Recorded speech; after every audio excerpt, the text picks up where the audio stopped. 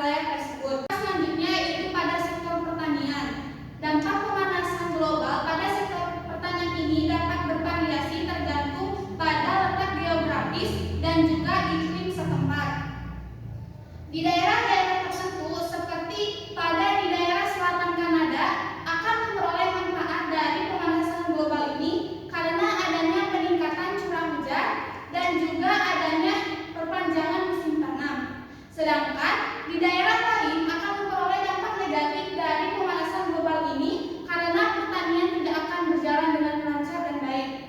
Selain itu juga pada sektor pertanian akibat dari pemanasan global ini akan terkena serangan serangga dengan penyakit yang lebih parah karena adanya perubahan iklim. Dampak selanjutnya yaitu dirasakan oleh hewan dan juga tumbuhan. Sebenarnya hewan dan tumbuhan adalah makhluk hidup yang paling sulit untuk menghindari dampak dari pemanasan global ini karena sebagian besar lahannya telah dikuasai oleh manusia. Dalam menghadapi dampak pemanasan global ini, hewan cenderung akan berpindah ke daerah kutub atau daerah pegunungan bagian atas. Sementara untuk tumbuhan, mereka akan cenderung tumbuh pertumbuhannya ke arah wilayah yang lebih baru, habitat baru, karena habitat yang lama dirasa sudah semakin panas. Namun, untuk migrasi dan perpindahan hewan dan tumbuhan ini akan terhalangi oleh aktivitas pembangunan manusia. Spesies-spesies yang akan bermigrasi ke utara atau selatan kutub akan terhalang oleh proyek-proyek dan lahan-lahan pertanian manusia. Beberapa di antara mereka mungkin akan mati. Beberapa jenis spesies yang tidak dapat melakukan migrasi dengan cepat kemungkinan juga akan punah.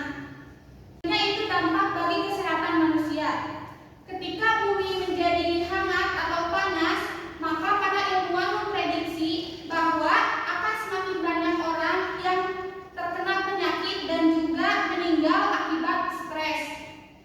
Penyakit-penyakit yang biasanya berada di daerah tropis akan menyebar ke daerah-daerah subtropis. Contoh dari penyakitnya yaitu penyakit yang disebabkan oleh nyamuk dan serangga lain seperti penyakit malaria, demam, dan lain-lain.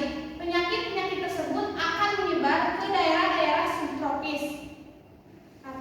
Para ilmuwan juga memprediksi bahwa akan terjadi peningkatan insiden alergi dan juga penyakit pernapasan.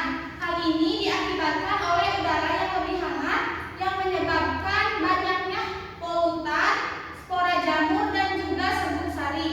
Kesimpulan dari materi yang saya sampaikan yaitu bahwa pemanasan global atau global warming adalah suatu bentuk ketidakstabilan ekosistem di bumi karena akibat terjadinya proses peningkatan suhu rata-rata atmosfer, laut, dan daratan di bumi. Dampak-dampak dapat dirasakan pada beberapa sektor yaitu pada sektor cuaca, kenaikan permukaan laut, pertanian, hewan dan tumbuhan, serta pada kesehatan manusia. Mungkin itu materi